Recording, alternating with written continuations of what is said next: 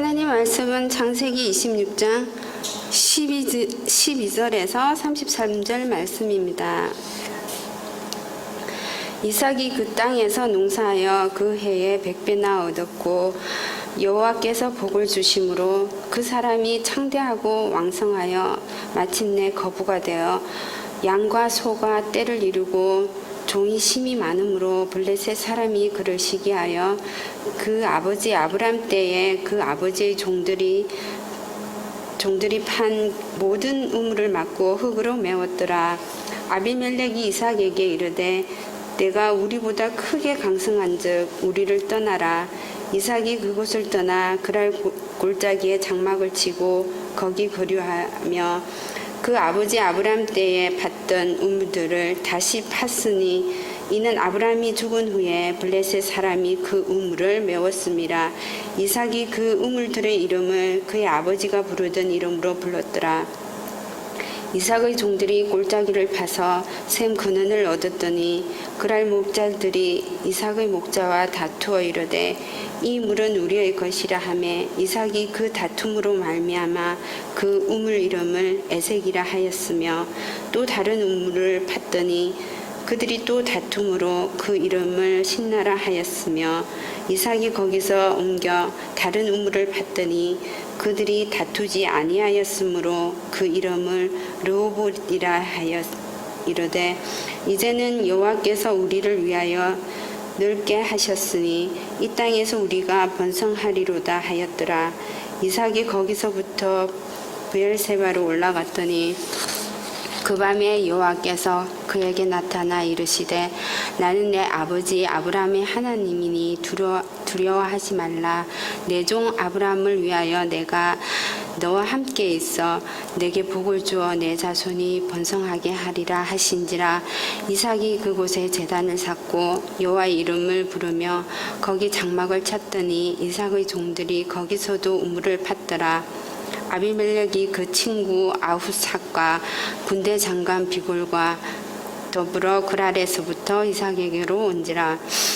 이삭이 그들에게 이르되 너희가 나를 미워하여 나에게 너희를 떠나게 하였거늘 어찌하여 내게 왔느냐.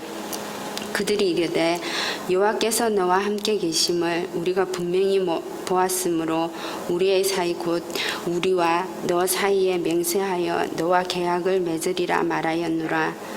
너는 우리를 해하지 말라. 이는 우리가 너를 범하지 아니하고 선한 일만 내게 행하여 내가 평안히 가게 하였음이니라. 이제 너는 여호와께 복을 받은 자니라. 이삭이 그들을 위하여 잔치를 베풀며 그들이 먹고 마시고 아침에 일찍이 일어나 서로 맹세한 후에 이삭이 그들을 보내매 그들이 평안히 갔더라. 그날에 이삭의 종들이 자기들이 판 우물에 대하여 이삭에게 와서 알리어 이르되 우리가 물을 얻었나이다 하매 그가 그 이름을 세바라 한지라. 그러므로 그 성읍 이름이 오늘까지 브엘세바더라. 아멘. 예, 창세기 주의 설교 70번째 시간입니다. 오늘은 창세기 26장 12절부터 33절의 말씀, 좀 긴 본문인데요. 그 본문을 가지고 오늘까지 브엘세바더라라는 제목으로 함께 나누기를 원합니다. 오늘 본문은 좀 긴데요. 이렇게 보셔야 됩니다. 오늘 본문은 두 가지 사건을 대조시켜놨다고 보셔야 되는데요. 그 두 가지 사건이 뭐냐면 26장 1절과 26장 23절에 나와 있는 겁니다. 하나는 이삭이 한 번은 그랄로 내려간 거고요. 그랄. 또 한 번은 브엘세바로 올라가는 사건입니다. 이 두 사건이 대조적으로 나와져 있고요. 지난 시간에는 우리가 그랄로 내려간 사건에 대해서 살펴봤습니다. 한번 조금 더 살펴보면 이렇죠. 그랄로 내려간 이유가 뭔가요? 이삭이 왜 그랄로 내려갔을까요? 26장 1절에 뭐라고 되어 있냐면 흉년이 들었기 때문에 그렇다라고 이야기를 하죠. 아브라함 때 첫 흉년이 들었고 두 번째 큰 흉년은 이삭 때에 듭니다. 세 번째 큰 흉년은 야곱 때에 들게 되죠. 흉년을 만나니까 그랄로 내려간 이유가 흉년이라는 거죠. 이 흉년이라는 것은 먹을 거리가 없다는 얘기입니다. 그죠? 먹을 거리가 없다는 양식이, 먹을 양식이 없다는 거죠.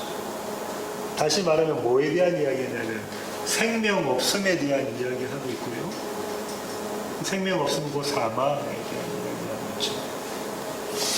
예, 이삭은 이렇게 먹을 거리가 없어가지고 생명을 유지할 방법이 없어서 그랄로 내려갑니다. 이때 하나님께서 계시를 해주시죠.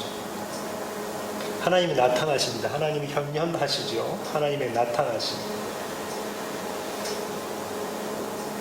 하나님께 나타나셔서 뭐라고 말씀하시냐면 하나님께서 축복을 해주십니다.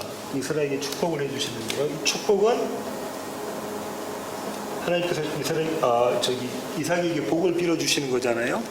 근데 복이 뭐라고 말씀하시냐면 내가 너와 함께 한다는 거죠. 복이 뭐라고요? 하나님이 이삭과 함께 하신다. 이게 복이라는 거죠. 이 함께 하시는 복을 어떻게 또 설명하고 있냐면 이렇게 설명하고 있죠. 내가 너에게 씨 주고 땅 줄게. 이렇게 설명하고 있습니다. 씨 주고 땅 줄게. 이 씨와 땅에 대한 복은 누구에게 먼저 주셨나요?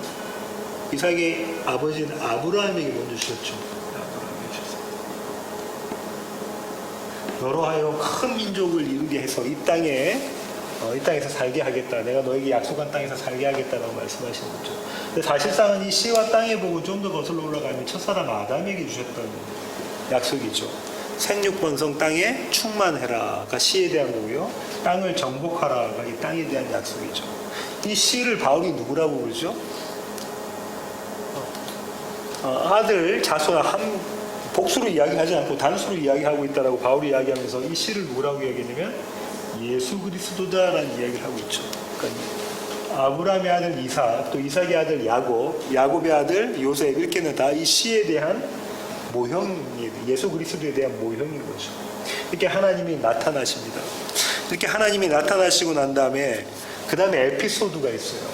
이 그랄에서 에피소드가 있었는데 첫 번째 에피소드가 뭐였습니까? 첫 번째 에피소드는 이런 거였죠. 이삭이 자기 아버지처럼 리브가를 뭐라고 이야기하죠? 자기의 누이 동생이라고 이야기를 합니다. 그죠? 아마도 이때는 아직 야곱과 그 다음에 에서를 낳기 전이었을 거예요. 그죠? 낳으면 애들이 달랑달랑 데리고 가니까는 아내인지 대본에 알죠. 낳기 전이죠. 그러니까 지금 이 부분은 시간적 연대 순서에서는 약간 좀 벗어나 있는 사건입니다. 이 에피소드는. 자기 아내 리브가를 이삭이 뭐라고 속이냐면 누이 동생이다라고 속입니다.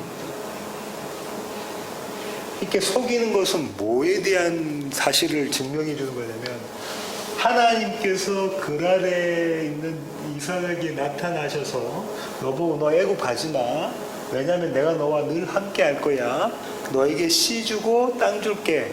이렇게 내가 너에게 복을 줄게 라고 하나님께서 말씀을 하셨죠. 그런데 이삭은 리브가를 누이 동생이라고 속입니다. 원래는 아내죠.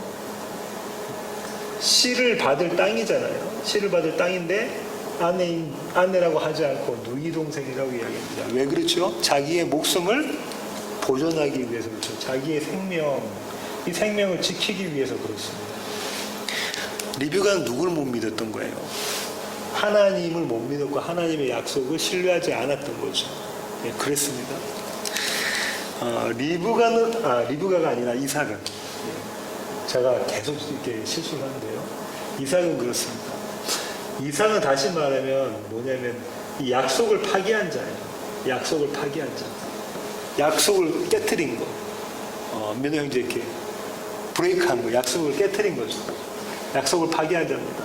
그러면서 이 약속을 파기했을 때 또 어떤 측면을 갖고 있냐면 거짓 증거 내지는 거짓 증인 이렇게도 이야기할 수가 있다 그죠? 거짓 증인이라고 이야기할 수 있습니다.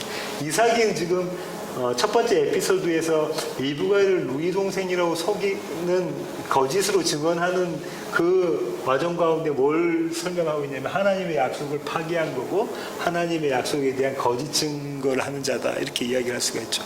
이게 저와 여러분의 모습이라는 거죠. 이게 우리 모두의 모습입니다. 우리의 모습.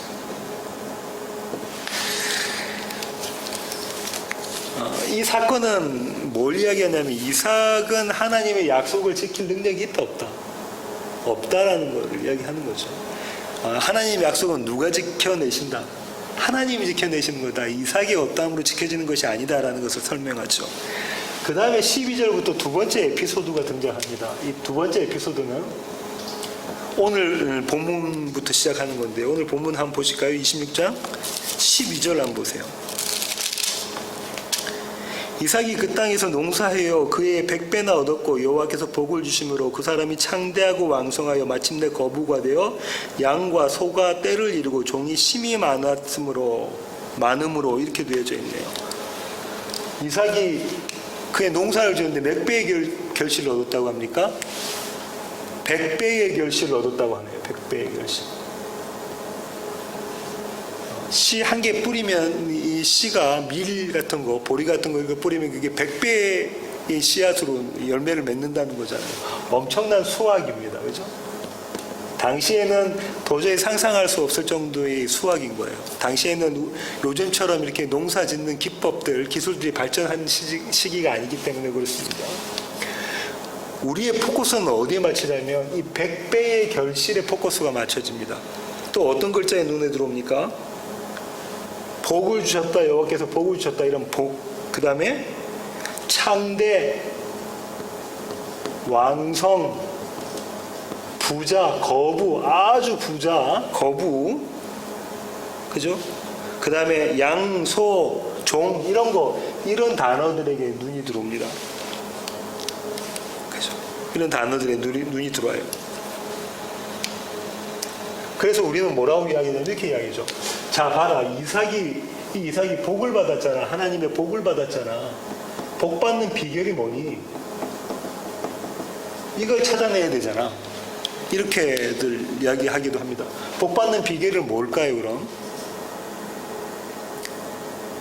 하나님께서 이삭에게 흉년 들어가지고 이삭이 애굽으로 내려가려고 할 때 하나님께서 이삭에게 나타나셔서 뭐라고 하셨냐면 네 아버지 아브라함이 어떻게 했다고 말씀하세요? 내 말에 순종했다라고 말씀하시죠. 그래서 내가 그에게 복을 주었다, 약속을 지킬 것이다라고 이야기를 하고 있잖아요. 그러니까 복 받는 비결은 뭐라고요? 하나님의 말씀에 순종하는 거다. 좀 더 나아가면은 조금 이따 다룰 어떤 내용들이 있냐면 이런 거죠. 이삭이 아버지 아브라함이 만들어 놓았던 우물, 그 우물을 다시 파면 물이 나오고 그럽니다. 그죠? 그러니까 블레셋 사람들이 시기해서 쫓아내버리죠. 다툼이 일어납니다. 그때마다 이삭이 양보를 해요. 그러니까 뭘 하냐면 선행을 해야 돼라고 이야기를 합니다. 양보. 자기가 수고해가지고 자기 종들이죠. 자기 종들이 수고해서 우물에서 물을 얻었는데 사막에서는 물이 엄청나게 그 우물이 중요한 거잖아요. 그걸 얻었는데 어떡하죠? 블레셋 사람들이 오니까는 쫓아내니까는 양보가 그걸 놓고 다른 데 가서 또 우물을 파고 이런 모습들을 보여준다고요. 양보하는 이 선행이 필요하다. 순종과 선행의 결과가 뭐냐? 100배의 결실 맺는 거다. 100배의 수확을 하고 창대해지고 왕성해지고 마침내 거부가 되는 거다. 그러니까 우리는 이렇게 해야 된다. 이삭처럼 이렇게 볼 수가 있겠죠. 근데 사실상은 뭐에 대한 오해를 해서 그런 이야기가 생각이 나오지냐면 이 100배의 결실이라는 것을 오해해서 그렇습니다. 눈에 보이는 표면적으로는 미랄을 하나를 이렇게 뿌리면 그게 100배의 미랄이 열매가 달리는 거잖아요. 우리나라 같으면 벽씨를 하나를 뿌리면 나락이 벽씨가 100배가 맺히는 거잖아요. 엄청난 수확이거든요. 표면적으로는 그렇게 아주 생산적인 물리적인 것들을 생산해낸 것으로 보여지지만 그게 복인 것 같지만 사실상은 그렇지 않습니다. 왜냐하면 이 100이라는 숫자는 10 곱하기 10이라는 숫자고 이 10이라는 숫자가 어떤 의미를 갖고 있다고 그랬죠? 지난번에 제가 꽉 찬 의미, 풍성한 의미를 가지고 있다고 그랬죠? 두 번이니까 아주 풍성한 의미다. 그죠? 이 풍성한 뭘 갖고 있다는 거예요? 씨를 가지고 있다는 거네요. 씨를 뿌렸으니까 씨를 얻었으니까 풍성한 씨. 이 씨가 누구라고요? 예수 그리스도라는 말씀을 드렸다. 그죠? 그러면은 이 100배의 결실을 얻었다라는 것의 행가는 이면은 뭘까요? 예수 그리스도 하나님, 여호와 하나님으로 충만한 거, 그 그림을 지금 담고 있는 거예요. 이걸 창세기 기자는 뭐라고 하냐면 복받은 자다 이야기를 하고 있어요. 하나님께서 주시겠다고 했던 그 씨가 충만한 자, 어디에 뿌려졌는지, 땅에 뿌려졌을 때 그 씨가 충만한 자, 이게 복받은 것이다라는 이야기입니다. 왜 그러냐면, 만약에 눈에 보이는 100배의 결실이 진짜로 표면적인 것이 그 원래 의도했던 이야기라면 이삭은 이 땅을 버리고 가면 안 되죠. 나중에 살펴보겠지만 이 땅을 버리고 움직입니다. 어디로 움직이냐면 브엘세바로 움직인다고요. 그렇죠? 그러니까 이거는 표면적으로 그렇게 보이는 거고, 이면적으로는 행간으로는 조금 전에 말씀드린 것처럼 하나님의 약속이신 씨가 풍성한 거, 충만한 거, 거기에 대한 이야기입니다. 그 다음에 보시면은, 자, 아까 좀 말씀드린 것처럼 이삭이 이제 그랄에서, 지금 그랄 땅이잖아요. 이삭이 그랄에서 아버지 아브라함이 팠던 우물을 다시 팝니다. 근데 왜 이걸 팠냐면, 블레셋 사람들이 이 우물들을 다 어떻게 했어요? 흙으로 메워버렸어요. 아브라함이 잘 되니까 그걸 흙으로 메워버리고, 이삭이 잘 되니까 그걸 흙으로 메워버렸죠. 왜냐하면 이게 식이 질투하는 거죠. 우리 한국 속담에 이런 말이 있습니다. 굴러온 돌이 박힌 돌 뽑아낸다, 걷어낸다. 그렇죠? 뽑아낸다라는 얘기가 있잖아요. 지금 그와 똑같은 이야기입니다. 민호 형제는 그 속담을 잘 모를 텐데 똑같은 이야기예요. 이삭은 원래 그랄 블레셋 사람이 아니잖아요. 근데 그랄에 가서 하는 것마다 이 복을 받은 모습으로 드러나거든요. 그러니까는 블레셋 사람들이 시기해서 이제 질투를 해버리죠. 그때마다 분쟁이 일어납니다. 다툼이 일어납니다. 그래서 이삭이 우물의 이름들을 그렇게 지어버려요. 첫 번째 우물의 이름을 뭐라고 짓냐면요, 에세라고 짓습니다. 그죠? 그럼 볼까요? 20절 제가 볼게요. 19절부터 읽어볼게요. 이삭의 종들이 골짜기를 파서 샘 근원을 얻었더니 그랄 목자들이 이삭의 목자와 다투어 이르되 이 물은 우리의 것이라 하며 이삭이 그 다툼으로 말미암아 그 우물 이름을 에색이라 하였으며, 이 에색은 다툼이라는 뜻을 가지고 있고요. 또 다른 우물을 봤더니 그들이 또 다툼으로 그 이름을 신나라 하였으며, 신나라는 뜻은 대적하다, 이렇게 공격하다, 대적하다, 그런 뜻을 가지고 있습니다. 파는 족족 어떻게 합니까? 그랄 땅의 원래의 주민인 블레셋과 이삭은 파는 족족 이렇게 다툼이 일어납니다. 분쟁이 일어나죠. 싸움, 전쟁이 일어나는 그림이 그려졌어요. 이 그림은 언제 처음 나오냐면 창세기 3장 15절에 나왔다 그러죠. 원시복음. 창세기 3장 15절에 여인의 후손이 뱀의 후손의 머리를 깨뜨리고 뱀의 후손은 여인의 후손의 발 뒤꿈치를 무는 그림이 그려져 있었잖아요. 그 그림이 계속해서 그려져 있네요. 그러다가 세 번째 이제 우물을 팠는데 그 우물의 이름은 르호봇인데, 이거는 넓다, 크다라는 이름인데요. 이때 평화가 옵니다. 이때 평화가 오는데 이 평화가 왔다는 것을 이렇게 생각해 볼 수가 있습니다. 민호 형제 한번 생각해 봐요. 민호 형제가 열심히 내서 어떤 일을 했어요. 열심히 내서 어떤 일을 했는데 그 일을 누군가 와서 이걸 그냥 내가 싹 걷어가 버려. 그럼 어떻게 하겠어요? 지금 직장에서 일하고 있는데 너무 일을 잘했어요. 그래가지고 고객들도 너무 좋아해요. 근데 그 공로를 다른 사람이 싹 챙겨버렸어요. 그럼 어떻게 할까요? 예, 그렇게 하시죠. 그러면. 예. 민호의 형제는 대본에 화가 나겠죠. 대본에 화가 납니다. 예. 그런데 이게 한 번이면 그럴 맛도 하지. 한국에서는 뭐 이런 경우 많잖아요. 이게 한 번이면 그럴 맛도 하지. 근데 두 번째도 그래요. 만약에 우물을 팔 때마다 그렇다면 어떨까요? 마음이. 화가 분쟁이 일어나죠. 근데 그 자리를 떠나고라는 그림은 어떤 그림이냐면 이삭의 사망을 이야기합니다. 이삭의 죽음을 이야기합니다.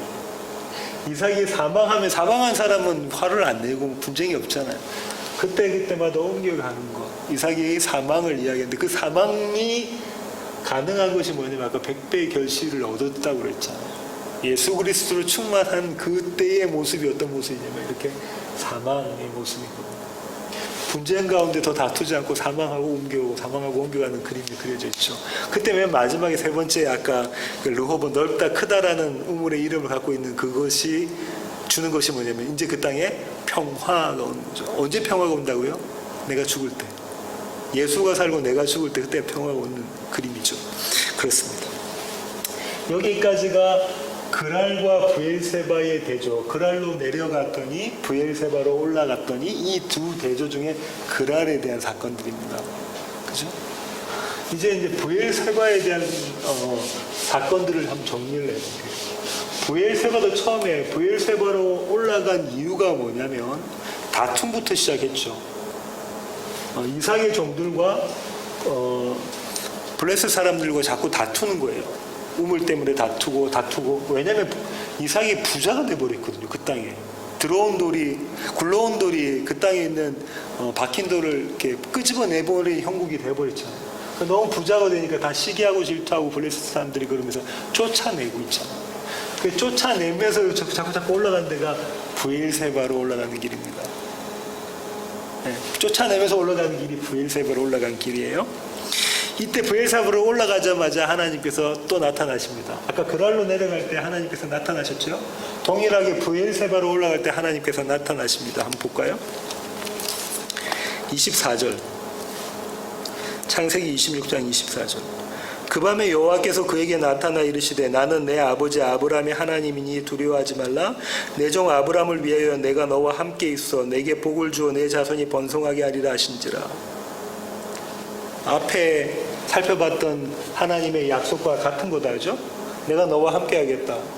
네 아버지를 생각해서 내가 너와 함께 하겠다라고 말씀하시고 네가 너에게 씨에 대한 축복, 땅에 대한 축복 주겠다라고 말씀을 하시죠. 그렇게 다시 아브라함의 약속을 상기시켜 주십니다.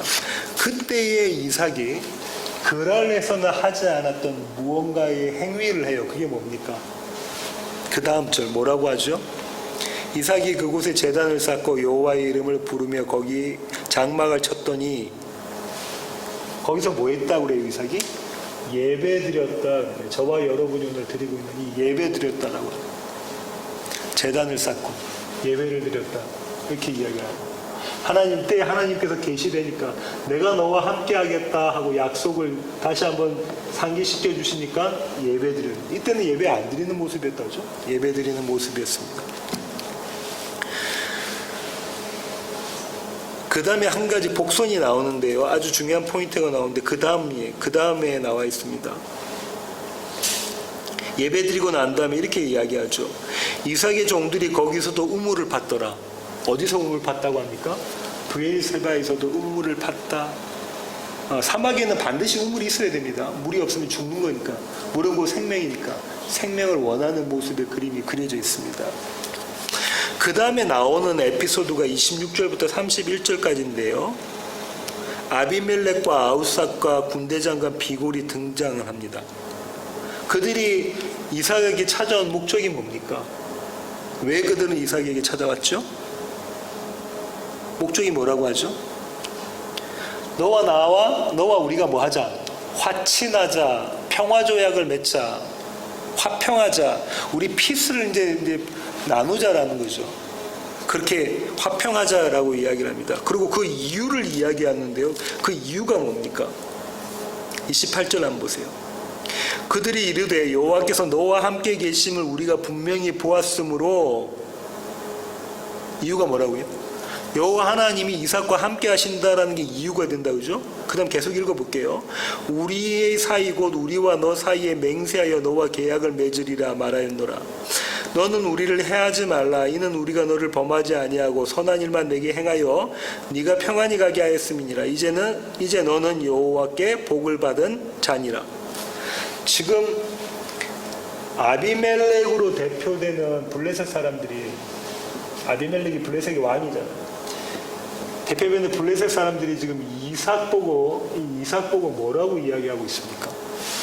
여호와 하나님이 너와 함께 하신다. 하나님이 너와 함께 하셔. 라고 이야기하고 또 뭐라고 하죠? 넌 복받은 자야. 라고. 왜냐면 이 씨하고 땅이 복이라고 했잖아요. 그들의 눈에는 씨 땅을 가진 자라 보이는 거예요. 너는 복받은 자야. 라고 이야기를 하고 있네요. 근데 이 이야기는 누가 하신 거예요? 하나님이 이삭에게 주신 말씀이죠. 내가 너와 함께 하겠다.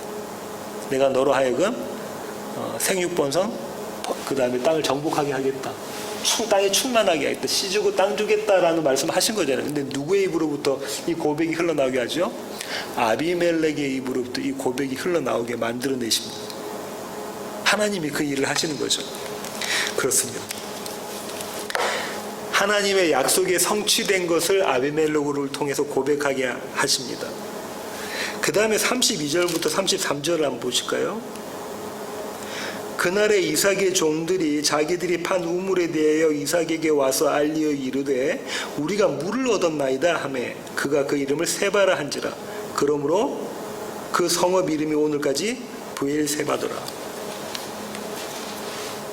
이렇게 하나님의 약속의 성취, 하나님의 약속의 성취 이루어진 것, 이 일이 있는 그 동시에 뭐가 냐면 아까 우물을 팠잖아요. 복선이라고 말씀드렸잖아요. 예배를 드리고 나서 우물을 팠는데 이 물에서 뭐가 나왔냐면 물이 나왔어요. 생수가 나왔어요. 생명이 나왔어요. 라고 종들이 와서 보고를 합니다. 그런데 이 우물 이름을 뭐라고 하죠? 세바라고 한다고 그랬잖아요. 부엘이 우물이에요. 부엘세바라고 한다고 했어요. 부엘세바. 이 땅은 어떤 땅이냐면요. 저 지도로 좀 그림을 이랬습니다. 이스라엘이 이렇게 생겼으면 여기가 블레셋이죠. 블레셋 그랄. 사실상 블레셋은 요 위에서부터 이렇게 그랄. 그 다음에 여기가 애굽 이렇게. 그러면 이 마지막 끝자락에 돼 있는 이스라엘의 남쪽 국경이 어디냐면 브엘세바예요. 북쪽 그 국경은 단이고요. 그 성경에서는 항상 뭐 어떤 얘기 나냐면 단부터 브엘세바까지 하면 이스라엘 전체를 이야기하는 거예요. 단부터 브엘세바까지. 이 자리가 브엘세바입니다. 이 그랄에서 이 자리에 옮겨가서 예배를 드렸잖아요. 하나님의 약속을 받고 이삭이 예배드리고 그 다음에 그랄과 이쪽 이스라엘이 화평에 대한 이야기를 하고 화평에 대한 이야기의 내용인즉슨 뭐냐면 하나님의 약속을 성취하셨다라는 고백인 거잖아요. 그러고 난 다음에 이 땅에 생수가 나옵니다. 생수가 나오는데 이 이름을 브엘세바라고 짓죠. 이 세바라는 것은 두 가지 의미가 있는데 하나는 뭐 어떤 의미가 있냐면 7이라는 숫자의 의미가 있고요. 또 하나의 의미는 뭐냐면 약속이라는 의미를 가지고 있어요. 하나님께서 약속을 이루셨다라는 거죠. 누구하고 약속하는 장면을 통해서 그렇죠? 아비멜렉과 이삭이 약속하는 장면을 통해서 하나님께서 약속을 이루셨다라는 그림이 그려졌죠. 7은 아브라함에 대한 이야기 때 나오는데 제가 조금 이따 더 설명을 드릴게요. 33절 보시면 오늘까지 브엘세바더라. 그러니까 그 성읍 이름이 오늘까지 브엘세바더라. 이거는 역사적으로 이 성읍이 오늘까지 브엘세바다라는 것을 그 지명을 설명하는 것이기도 하지만 그건 표면적인 거고 이면적인 행간에 또 의미가 있습니다. 이 의미를 알려면 아브라함의 에피소드를 또 보셔야 돼요. 한번 찾아보셔야 돼요. 아브라함의 에피소드. 아브라함의 경우는 어땠는지 한번 보겠습니다. 20장으로 가겠습니다. 창세기 20장입니다. 창세기 20장 1절과 2절만 제가 한번 읽어볼게요.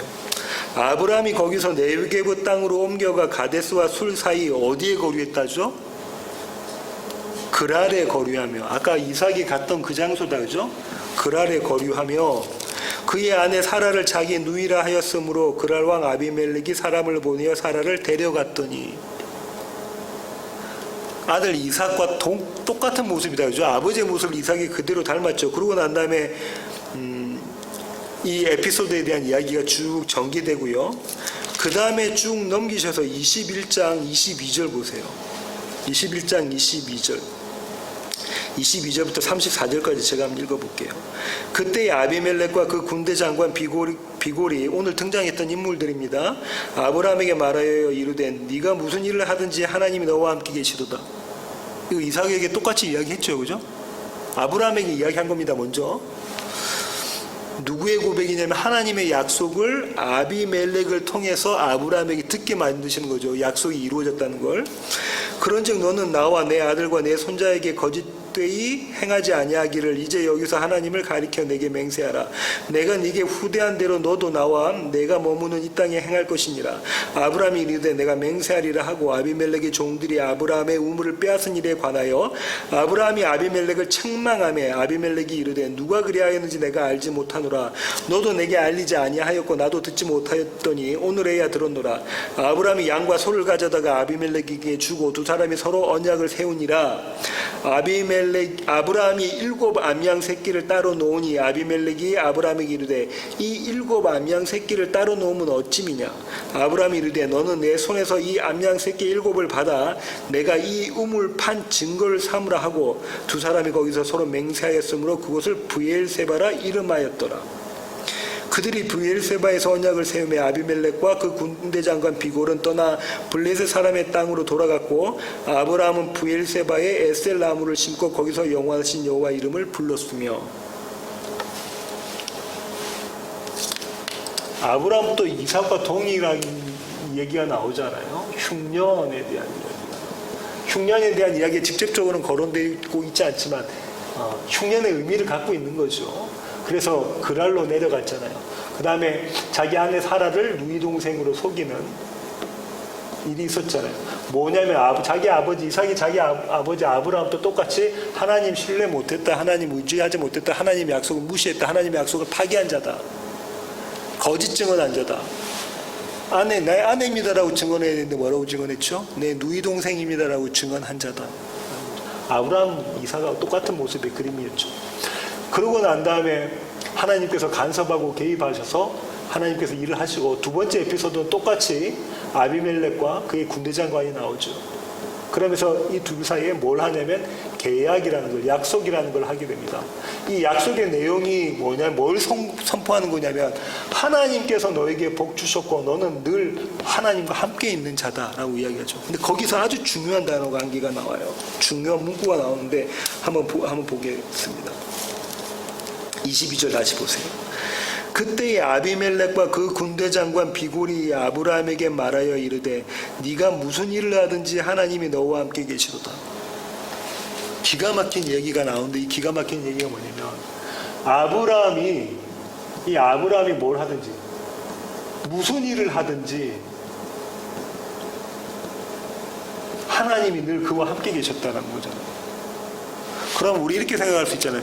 내가 뭐 내 마음대로 하도 하나님이 나와 함께 하신다. 이렇게 생각할 수가 있잖아요. 근데 그 문장은 그런 의미가 아니라 하나님이 아브라함의 삶 가운데 늘 함께 하시고 개입하시고 간섭하시고 그분의 약속을 성취해가는 방향으로 아브라함을 이끌어 가신다는 거예요. 그러면 아브라함에게 복의 원인이 있습니까? 하나님에게 있습니까? 하나님에게 복의 원인이 있다는 거잖아요. 그렇죠. 아브라함이 어떤 일을 하든지 하나님이 그에게 복 주시겠다고 이미 작정하셨기 때문에 복을 주신다는 거잖아요. 아브라함이 어떤 일을 하든지. 아브라함은 약속을 파기한 자라니까요. 나 하나님 못 믿겠어요 했던 자입니다. 거짓 증언했던 자잖아요. 그럼에도 불구하고 하나님은 그가 뭐 했다고 하시죠? 이삭 보고 그가 뭐 했다고 그래요? 네 아버지가 나에게 순종했어 이렇게. 왜 순종한 모습으로 드러납니까? 하나님께서 아브라함을 당신이 원하신 자로 끌고 가고 있기 때문에 그 자리로 끌고 가고 있기 때문에 내가 지금 거부하고 있지만 그게 순종의 모습으로 드러나고 있는 거잖아요. 그 얘기를 지금 하고 있습니다. 이게 기가 막힌 얘기죠. 저와 여러분이 무슨 일을 하든지 하나님이 우리와 함께 하신다는 거예요.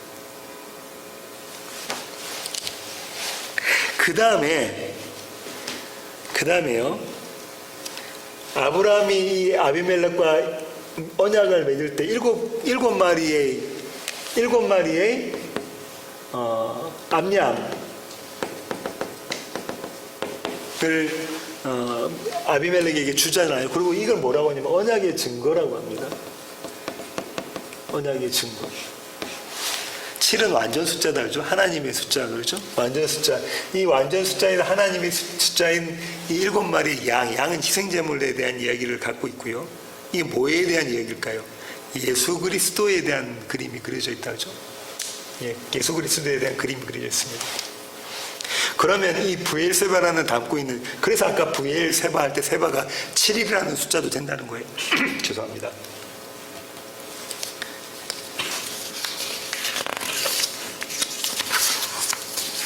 그러면 성경에서 말할 때 이 부엘세바라는 이야기가 성경에서 등장하면 이거는 어떤 얘기입니까?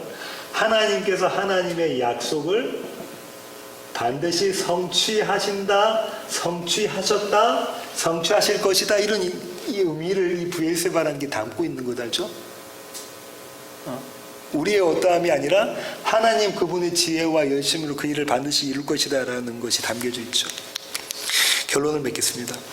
오늘 설교의 제목이 뭐냐면요, 오늘까지 부엘세바더라예요. 오늘까지 부엘세바.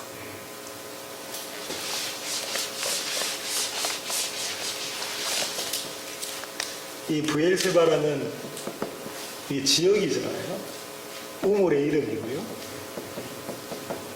정확히는 우물의 이름인데 이 우물의 이름을 대신해서 대표해서 그걸 가지고 지역이잖아요. 동네라는 거죠. 이 부엘세바가 담고 있는 뜻은 뭐냐면 언약의 성취입니다. 하나님의 언약이 성취되는 건데 이게 오늘까지 부엘세바라고 부른다라는 거잖아요. 불린다. 그러면 이 부엘세바라는 개념은, 이런 의미는 아브라함과 이삭과 야곱과 이스라엘 전체를 다 통해서, 그리고 다시는 저와 여러분 교회까지 부엘세바라고 불린다라는 거예요. 아브라함의 모습에서 부엘세바가 처음 등장했고 이삭에게서 부엘세바가 똑같은 모습으로 등장했죠. 야곱은 약간 형태는 틀리지만 또 등장합니다. 한번 보겠습니다. 창세기 46장 1절부터 4절입니다. 창세기 46장 1절부터 4절. 이스라엘이 모든 소유를 이끌고, 여기 이스라엘이 야곱입니다. 떠나 부엘세바에 이르러 그의 아버지 이삭이 하나님께 희생제사를 드리니, 이 자리가 예배드리는 자리였다 그죠? 맞습니까? 부엘세바가? 아브라함도 거기서 예배드렸다고 하죠? 이삭도 거기서 예배드렸다고 하죠? 이번에는 아브라함과 이삭과 야곱의 하나님 할 때 그 야곱도 여기서 예배드렸다고 하네. 이 자리가 어떤 자리냐면, 먹을 것이 없어서 흉년 들어서 결국은 이스라엘 야곱이 그의 아들들을 데리고 온 가족 식구들을 다 데리고 어디로 들어가는 자리예요? 애굽으로 들어가기 그 자리, 그 마지막 남단에 있던 자기 그 이스라엘 땅의 맨 마지막 경계선, 국경을 넘어가는 그 시점에 마지막 거기서 예배를 드리는 거예요. 근데 하나님이 이 이스라엘에게, 야곱에게 이런 말씀을 하십니다. 2절 보세요. 그 밤에 하나님이 이상 중에 이스라엘에게 나타나 이르시되 야곱아 야곱아 하시는지라. 야곱이 이르되 내가 여기 있나이다 하매 하나님이 이르시되 나는 하나님이라 내 아버지의 하나님이니 애굽으로 내려가기를 두려워하지 말라. 내가 거기서 너로 큰 민족을 이루게 하리라. 내가 너와 함께 애굽으로 내려가겠고 반드시 너를 인도하여 다시 올라올 것이며 요셉이 그의 손으로 내 눈을 감기리라 하셨더라. 지금 뭐라고 말씀하시냐면, 야곱은 이스라엘이다 그죠? 이름이 바뀌었죠. 이스라엘 전체의 교회를 이야기하고요. 하나님께서 야곱에게 뭐라고 말씀하시냐면, 네가 애굽으로 내려갈 텐데 내가 늘 함께 할 거야. 애굽에서도 내가 너와 늘 함께 할 거고, 너는 반드시 내가 불러 올려서 부엘세바의 자리에 오게 만들어낼 거야. 그죠? 내가 너와 약속한 그 땅에 너를 반드시 데려올 거야. 하나님이 강력하게 말씀하고 계시네. 이게 부엘세바의 약속이십니다. 오늘까지 부엘세바라 불린다는 것은 아브라함과 이삭과 야곱에서 동일하게 나타난 삶의 여정이었잖아요. 흉년이 들었어요. 그죠? 흉년이 들어서 어떻게 합니까? 애굽으로 내려가요. 아브라함은 애굽으로 내려가죠. 자기 가장 사랑하는 아내를 누이 동생이라고 거짓 증거하고 하나님의 약속을 파기해버립니다. 하나님께서 사라를 통해서만 씨를 주겠다고 하셨는데 그걸 파기해버리는 장면이죠. 그럼에도 불구하고 하나님 그를 붙잡아 오셔가지고 어느 자리로 끌고 오십니까?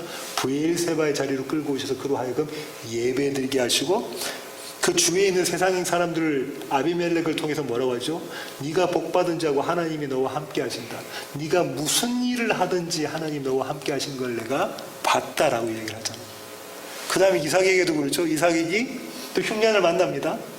그래서 다시 애국으로 내려가려고 하는데 하나님께서 그 아래에서 멈추게 하시고, 근데 이삭은 자기 아버지와 똑같이 아버지를 봤으면 똑같은 그 행동을 안 해야 되는데 아내를 다시 자기 누이 동생으로 속이고 하나님의 약속을 파기하는 자로 드러나잖아요. 그런 자를 하나님께서 어떻게 하시냐면 100배의 결실을 맺게 하시죠. 예수 그리스도 씨로 충만하게 만드시고 가는 곳곳마다 우물을 파면 물이 나오는데 세상 사람들이 와서 그 물을 점령해가고 그래 분쟁이 일어나죠. 그때에 이삭은 뭘 경험하냐면 나의 사망, 나의 없음, 나의 불가능함을 경험하고 브엘세바로 올라갑니다. 그죠? 그래서 거기서 예배를 드려요. 그리고 똑같이 아비멜렉을 통해서 하나님 너와 함께 하신다. 네가 복받은 자다라는 고백을 듣게 하시죠. 야곱은 어떻습니까? 야곱도 마찬가지입니다. 자기가 가장 애지중지했던 자가 누구예요? 요셉인데 요셉을 잃어버렸잖아요. 그럼 그 다음에 있는 아들이 누구예요? 막내? 베냐민. 베냐민을 어떻게 합니까? 내가 내어주더라도 그가 죽으면 죽으리라 하면서 그 마음으로 어디로 내려가죠? 애굽으로 내려갑니다. 그죠? 애굽으로 내려가서 이미 그때는 내려가기 전에 그 유다가 내가 그 베냐민을 데리고 갈게요. 나중 다음에 우리가 배우겠지만 그때 이미 야곱의 마음에서는 이스라엘의 마음에서는 베냐민은 죽은 겁니다. 아들이 죽었다는 건 내가 가장 사랑하는 나의 분신과 같은 자가 죽었다는 건 내가 죽었다라는 이야기인 거죠. 그렇게 죽은 자가 다시 애굽으로 내려갈 때 브엘세바에서 예배를 드리죠. 그럼 주님께서 말씀하십니다. 내가 반드시 너로 하여금 애굽을 거쳐서 다시 너로 하여금 브엘세바로 올라오게 해서 너로 하여금 예배드리는 자로 만들어내겠다.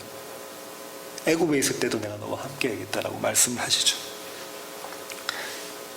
이게 패턴인 거예요. 그러면 오늘까지 브엘세바라 불린다라는 얘기는 저와 여러분의 삶 가운데서도 이 브엘세바가 오늘까지 브엘세바로 불리겠습니까? 불려요. 그러면 우리의 삶은 이 아브라함과 야곱과 이삭이 갖고 있었던 그들이 살았던 삶의 여정과 동일하겠죠. 하나님이 우리 삶 가운데 뭘 주십니까? 흉년을 주신다니까요. 그럼 우리는 우리가 원하고 우리가 계획하고 우리가 생각하는 대로 하나님의 약속을 파기하면서 그걸 붙잡으려고 안간힘을 쓰죠. 그럼에도 그럼 하나님은 이런 자들을 버리셔야 되는데 하나님께서 내가 너와 함께 하겠다고 약속하셨던 그분은 그 순간에도 함께 늘 하시면서 어디로 끌고 가십니까? 브엘세바로 몰아가신다. 마치 양떼를 목자가 막대기와 짝대기 가지고 이렇게 몰아서 울타리 안으로 집어넣거나 아니면은 푸른 초장 맑은 시냇물이 있는 쪽으로 끌고 가듯이 하나님께서 브엘세바로 그렇게 끌고 가십니다. 흉년을 주신 분도 하나님이시고 그렇게 해서 추수를 하게끔 하시는 분도 하나님이세요.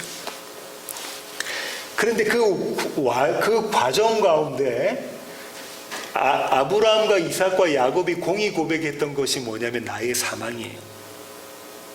나의 생명 없음, 나의 불가능함. 그걸 고백하면 어디에 설 수 있는 자가 됩니까? 브엘세바에 설 수 있는 자가 되는 겁니다. 그때는 비로소 100배의 결실을 맺게 되는 거죠. 그렇게 되는 겁니다. 이 일이 매일매일 저와 여러분의 삶 가운데 일어납니다. 매일매일 오늘까지 브엘세바라고 불린다. 오늘까지 브엘세바더라라는 이 말씀이 저와 여러분의 삶 가운데 날마다 일어나요. 하나님께서 그렇게 적용시키십니다. 이 은혜로 가득한 남은 한 주간 되기를 원합니다. 기도하시겠습니다. 하나님 감사합니다. 하나님 그렇습니다. 하나님 우리는 우리 삶 가운데 가뭄이 닥치고 흉년이 오면 우리의 지혜와 우리의 생각대로 하나님의 약속은 파기하고 거짓 증언하며 우리의 원대로 그 흉년을 이겨낼까 노력합니다. 하지만 하나님 그런 과정 가운데 있어서 하나님께서 개입하시고 간섭하셔서 우리의 불가능함을 보게 하시고 우리의 생명 없음을 보게 하시고 오직 생명 되신 예수 그리스도를 붙잡게 만드십니다. 그렇게 100배, 우리 삶에서 100배의 결실을 맺도록 하십니다. 그리고 마침내 우리로 하여금 브엘세바로 인도하게 하셔서 그 자리에서 하나님, 나는 죽었고 주님이 사셨습니다라는 그 참 예배를 드리게 하십니다. 하나님, 이것이 은혜입니다. 이 역설적인 은혜를 깨달아 알며 기뻐하고 즐거워하는 세워지는 교회의 모든 지체들 될 수 있도록 주님 붙잡아 주시옵소서. 이제는 우리 주 예수 그리스도의 놀라우신 구원의 은혜와 하늘 아버지의 크고 극진하신 사랑과 우리 안에 내주하셔서 우리로 하여금 브엘세바를 경험하게 하시는 성령님의 충만하심이 이제 주님 앞에 머리 숙인 세워지는 교회 모든 지체들 머리 위에 이제로부터 영원토록 함께 하시기를 예수 그리스도의 귀하신 이름으로 간절히 축원하옵나이다. 아멘.